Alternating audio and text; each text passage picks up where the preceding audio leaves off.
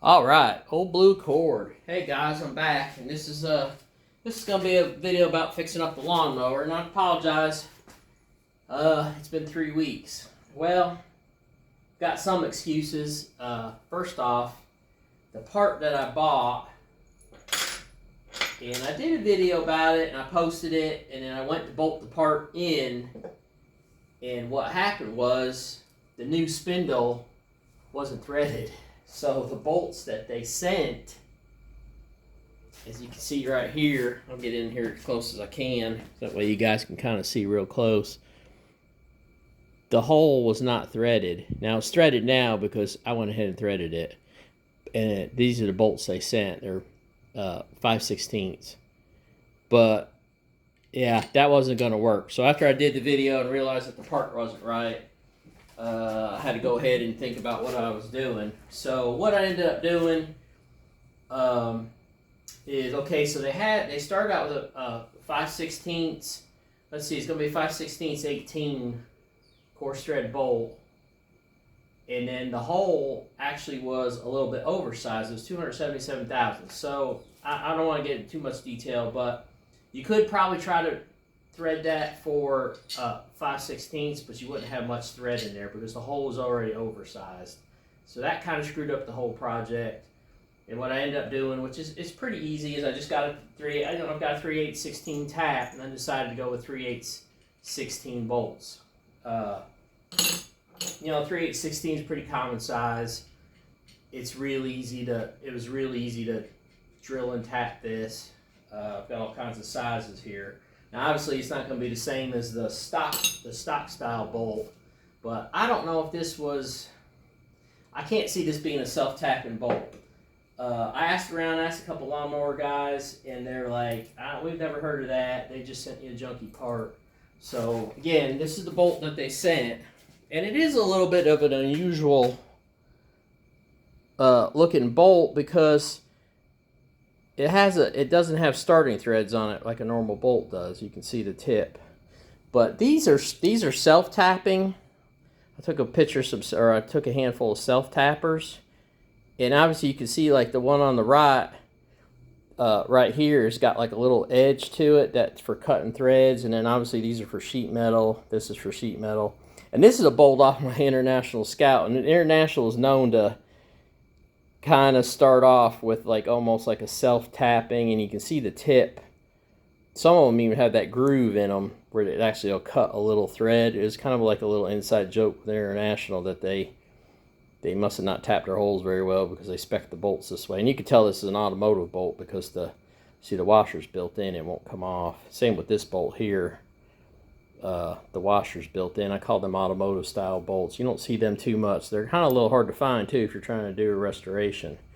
But this bolt here, I don't really think it's a self-tapper. It doesn't have, like I said, it doesn't have the starting.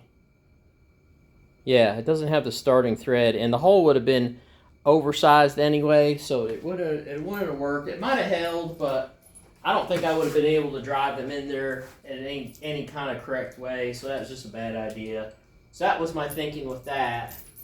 So I went with regular 3/8/16, and I drilled the hole. I think it's usually 5/16 on the card here. So 5/16 hole, tapped it, 3/8/16, got plenty of bolts, no big deal. That's how it works. I mean, parts nowadays, it just drive you crazy. So, it took a week to get the part, and then an hour or two to put it together, and 3 weeks later, here we are. And that's how it is. Now, I'm going to have to drill a clearance hole, 3/8 bit in my holes down here, and that should just take a minute. And I made sure I had enough meat here that I'm not drilling through. The deck's in good shape, it's kind of sucks, but I painted everything up. I'm ready to go. This spindle's okay. It's non-greasable, where the old one was greasable, like I showed you guys. And it had here's the greasable spindle. And you can see I probably should have been greasing it more, but it kept the bearing in good shape. It had a really nice, these Koyo KOYO coil bearings, 6203s. these are good bearings. I notice on this one it's got the old, you know, they're not even labeled SDS, China, something, something. Same bearing, but non-greasable. It is what it is. I got it from a reputable, it's supposed to be a Husqvarna. They claim they're a Husqvarna, you know, authorized dealer, but who the hell knows at this point. I thought about complaining and maybe trying to get my money back, but at this point, I'm just gonna go with what I've got. A few more mows to go. You know, it's October, and I usually mow into December, and we got a lot of rain. It kind of delayed the project too. It rained for like a week straight, so between this and work and everything else, I really didn't have time to fool with it too much. It wasn't a big rush. Now I've got nice grass, so I'm gonna get a couple more mows in. And that's really about it, you know. Like you said, you know, the simplest fix. You can't get parts anymore. You guys, you know, you hear about it on the internet, especially with cars. That's why I kind of gave up on cars. You just never can get the right part, and then you've got to do all this machine work and stuff. And I'm not sure everybody knows how to tap a hole correctly and can figure that all out. I have no idea. Yeah, and that's where we're at. So I'm gonna just put this back together, mount it up on the mower. Got to put the blades on and all that stuff. Appreciate y'all looking. Oh, I've got a buddy. I got a buddy, Zach. Yeah, he's making fun of me for working on my lawnmower. I guess he's an engineer and a car tuner and all that stuff. But some guys, you know, an old lawnmower is a good mower. Just need a little fixing up. I mean, it's probably about 18 years old.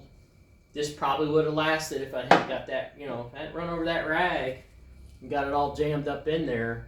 I probably would have been fine.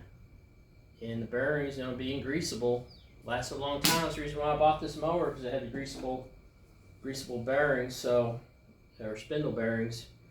And I appreciate the comment, Zach. I think you're an interesting guy, to say the least. Yeah, and anyway, put it together, do some more mowing. I appreciate y'all looking. I've got videos coming up. Gotta take the Camaro for alignment Monday, the super tech out there, so I'm kind of excited about that. We'll see how that goes. May not be able to film that, but I'm going to talk to them a little bit. But that's probably where the Honda's going to go to.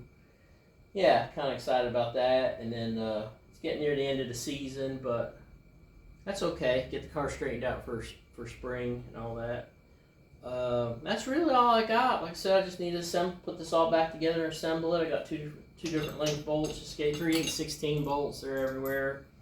Got a bunch of, you know, lock washers and stuff just in case. Put a little anti-seize on everything, so because obviously I broke every bolt out of this one, even after putting penetrating oil on it all day. They just snapped right off. So I couldn't really tell if these are actually self-tapped holes. You probably would never know. They're so corroded. Like I said, I asked around. Everybody thought, nah, you should just bolt them in there. That doesn't make any sense. So whatever. But that's where it's been 3 weeks later.